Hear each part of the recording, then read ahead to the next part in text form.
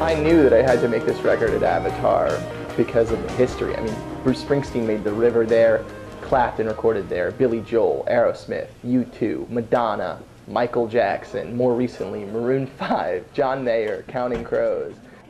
To be able to play a full-length album in one day is, you know, kind of unthinkable. To take a couple of guys, put them in a room, and make a record in one day was overwhelming, and I knew it was going to take the best players I could find. Paul LaFave is just the best pedal steel player I've seen since I moved to New York, and I've always wanted to play with him, so it was really exciting to have him in on the record.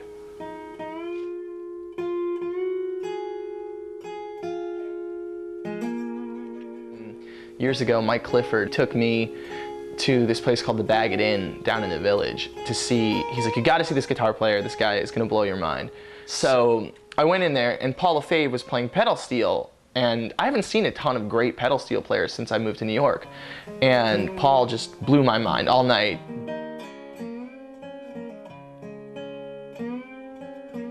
After the show, I went up to him, and we've been trying to play music together ever since. He's just been really, really busy. He's also a professional chef. So he plays pedal steel and he's a chef, yeah. And so for years now, I've been trying to find a way to play with Paul LaFave in some capacity. And for this record, I was like, listen, man, I need you. You've got to do this. So he ended up coming in and playing dobro and playing pedal steel. And he had so much fun in the studio, he hung out for like 5 hours after he finished.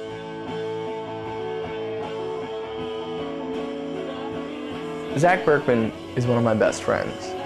He's a fantastic engineer, just a great producer. He helped me run things in the studio, and he's also mixing the record. So Zach's just a singular talent. Let's just do it today, quickly. I haven't done a project in years that he hasn't been involved in. And he really helped me a lot in the studio, just running things from the booth and making sure that things were handled when I had to perform. I've been friends with Paul Hammer for years. He's a great multi-instrumentalist, and so any project that I'm working on, he plays on it with me. So when I decided to use live strings on the record, I knew that I had to ask Paul to write the charts, because anything that I want to do that I don't think I can do as well as I need, I ask Paul. So for this record, he played piano, he played acoustic guitar, he played electric guitar, he wrote all the string parts, he conducted the strings, he's mastering the album, he's doing the graphic design, and he catered the studio session. He didn't actually cater the studio session, but he's doing everything. Laura Lutzke is an old friend of mine, and she's in her 3rd year at Juilliard. She plays violin. And so I called her and said, I'm making this record in the city, I need a string quartet, can you put one together? And she said, absolutely. You know, she said, it won't be a problem, I've got it. So she pulls together some friends of hers, and then apparently the cellist pulled out at the last possible second, and then 20 minutes before she left to come to the studio, her friend Jonah jumped in and came, and you know, we're handing out the charts in the lobby, and Paul wrote the string arrangements, and he's freaking out. Like, he's totally like, oh my God. And he's like, wait, you guys go to Juilliard, you'll be fine.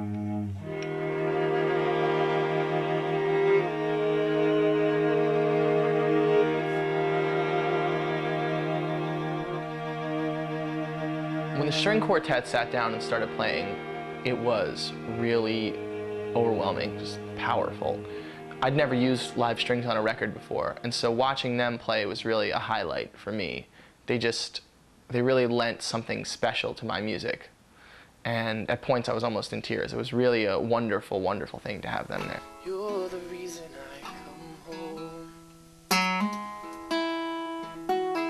I was looking for an organ player. I was like, there's nobody else. You can't. If you can get John Dryden, you have to get John Dryden.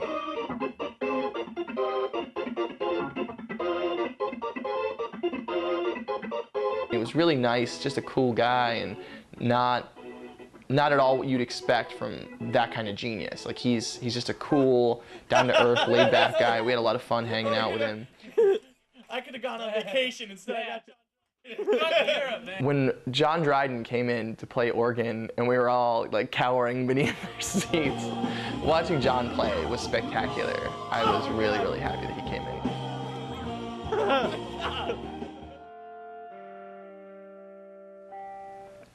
Ruben Chess is my favorite guitar player in New York City.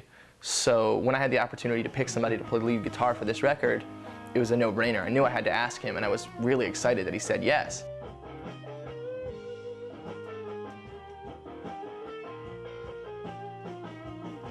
Hearing somebody like that play guitar solos over my songs was just spectacular. I mean, it was a really fantastic experience because he's amazing. I mean, I go to Quintus concerts and stand there and just listen to him play, and I'm in awe always. So it was an honor to have Ruben come in and play guitar on my record.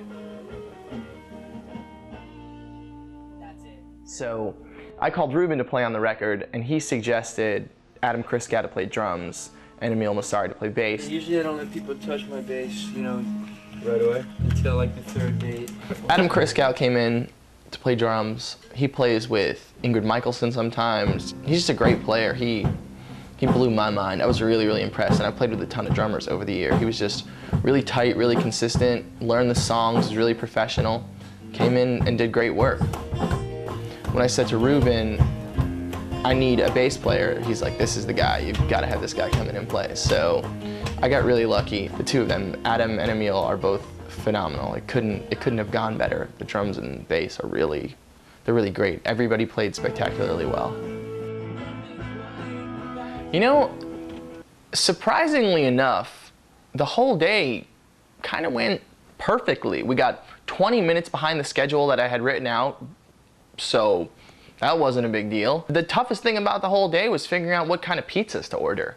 Everybody showed up, they did their jobs, we had a great time, we made a great record. Great room, man. This was the best way that we've ever made a record.